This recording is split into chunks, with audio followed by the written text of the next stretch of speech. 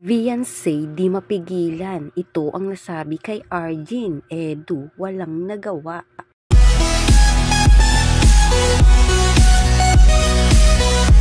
Ano nga ba ang nasabi ni Beyonce kay Arjin?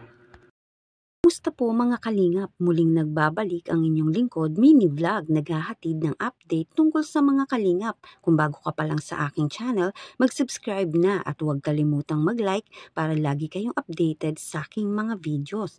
Tapusin po muna natin ang video bago po tayo magkomento. Patuloy po natin din na suportahan ang founder po ng Kalingap na si Kuya Val Santos at Kalingap Rob dahil alam naman natin na madaming natutulungan sila ng mga kababayan natin. Araw-araw po natin na suportahan at panoorin ang kanilang mga videos. Bago tayo dumako sa ating pinaka-topic, dito muna tayo. Sino nga ba ang pinakamayaman sa dalawang ito? Ay, sino nga ba ang mas mayaman? Papa Eds ba o si Wifey? Alam naman natin, sa loob lamang ng isang taon nagkaroon nga ng bahay si Beyonce.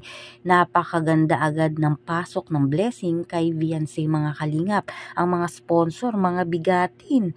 Grabe ang susolid ng mga sumusuporta rito, lalo na naging sikat itong si Beyonce simula nang maging love team sila ni Papa Edu. Mayroon ding syempreng mga negosyo na to si Beyonce. May babuyan, may endorsement, magaganda talaga ang mga binibigay ni Kalingap Rob. Meron pang live selling, may negosyo na si Beyonce at yan ngang tindahan ay inuumpisahan na rin mga Kalingap. At di lang yan mga kalingap, nakakapag-aral din si Beyonce ng maayos sa magandang pong eskwelahan at nag-aaral nga ito sa La Consolacion. At iba't ibang klase ng endorsement din ang inalok dito nga po kay Beyonce. Libre, di ba? Libre ang kanilang mga ginagastos dahil nga sa mga sponsor binibigyan sila. Kahit nga si Kuya Bal may weekly binibigay nga po dito sa pamilya ni Beyonce. Malaki nga pong pribilehiyo ang natatamasa nga ni Beyonce. Hindi lang ni Beyonce, ganun din ang kanila nga pong pamilya. Sa live selling na nga lang po na binigay na tulong din ni Kalingap Rob upang mag-live selling sa kanyang business ay talaga naman laging sold out. Grabe ito si Beyonce. Laki rin nga po ng kinikita niya rito sa pagla-live kay Kalingap Rob. At di lang yan, nakarating na din si Beyonce siyempre sa ibang bansa, ibang parte ng Pilipinas dahil nakakasama niya rin at nakaka-experience siya ng mga alis ng Kalingap. Siyempre kasama rin siya kaya marami na rin siyang napupuntahan ng iba't ibang lugar dito po sa atin. Kaya naman kung sayaman lang, kung sino nga ba sa kanila ni Papa Eds ang mas mayaman, para sa akin mga Kalingap, parehas sila mayaman. Sa viewers na lang, supporters, talaga namang mayaman na tong dalawang to dahil hindi nga po pinababayaan ng mga supporters at nagmamarathon, talagang lagi nilang pinanunood. Kung kay Papa Eds naman, alam naman natin na si Edu ay kayang-kaya niya na ring magpamilya. Kumbaga marami na ring negosyo ito. Si Kalingap Edu may sasakyan, may negosyo, na may sarili at maayos na hanap buhay. Kaya nga kung magpo-focus pa itong si Kalingap Edu sa kanyang mga pagbe-beneficiary or mga ginagawang pagtulong, lalo pa pong dadami. At yan nga, ganun din si Beyonce. Hindi pa nga si Beyonce nagbablog niyan. Paano kung nag-vlog na? Siyempre, kilalang kilala rin si Beyonce. At magiging karagdagang income din yun once na magkaroon din to ng YouTube channel. At yan nga po ay talagang nakakatulong sa kanila ng napakalaki dahil sa mga suporta ng mga sponsor, nagmamarathon ng mga viewers, na walang sawa nga pong tumutulong sa kanila. Kaya para sa akin ay parehas lang po yan sila mayaman. Mayaman sa pagmamahal ninyo, ng mga viewers, mayaman sa suporta. Kaya hindi matatawaran ang pasasalamat ng mga ito, lalo na ni Beyonce dahil nga lagi tayong nakasuporta, lalo na ng mga sponsor na tumutulong nga po rito, lalo na ang Team Kalingap dahil hindi rin naman mangyayari ang mga yan kung wala rin syempre ang Kalingap, si Kuya Bal at sila Kalingap Rob.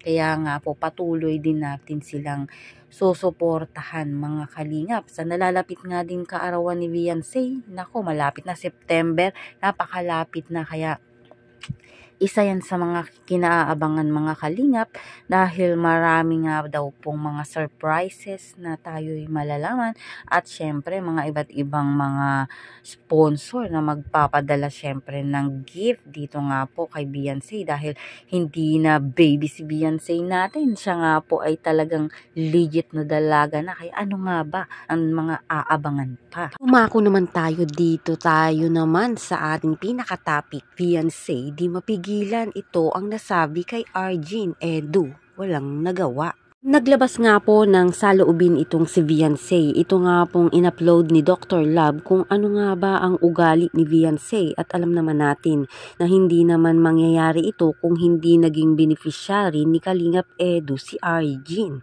At di naman talaga darating sa point na si Beyonce ay talagang magre-react na din lalo na kung below the belt na. Alam naman natin sobrang masakit kay Beyonce lalo na nababash din si Papa Eds si Dr. Love na mismo nga ang nagpapatunay kung gaano kabuti ang puso ng pamilya ni Beyonce at ni Beyonce.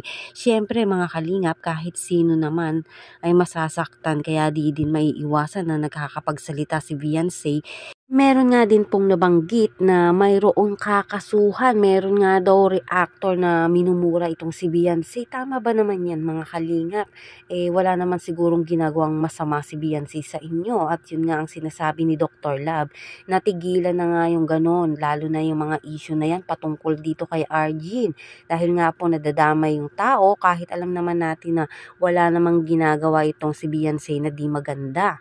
Kahit nga po si Papa Eds walang magawa pero nakasupport pa din kay Beyonce at alam naman natin lalo dito kay Beyonce na di dapat magselos dahil isa lang naman din si Arjin na beneficiary noon at mas okay naman at nawala na din si Arjin ngayon dahil ang dami din talagang nang babash dito nga po kay Papa Ed at saka mas okay naman po ngayon yung kanila nga pong kalagayan at samahan lalo na to nila ni Edu at ni Beyonce na mas lalo nga pong gumaganda at lalong tumatatag nga po dahil nga dito sa mga nagiging issue ay binabaliwala na nga lang po yan ng dalawa dahil ayaw naman nilang masira ang mga araw nila ng dahil lang sa mga ganyang issue, topic. Kaya naman ang focus nga po lalo na nito ni Beyonce ang kanya nga po syempre pag-aaral at si Papa Eds naman syempre sa kanya nga po iba pang mga beneficiary at mga trabaho niya pa na kailangan niyang gampanan. Total wala na rin naman na itong si Arjin kaya itigil na din talaga natin ang ganyan nga pong mga usapin dahil wala naman po tayong mapupulot dyan. Ang importante ang EDSI ay maayos, maganda ang samahan at patuloy pong nagtatagumpay ang kanilang pagsasama.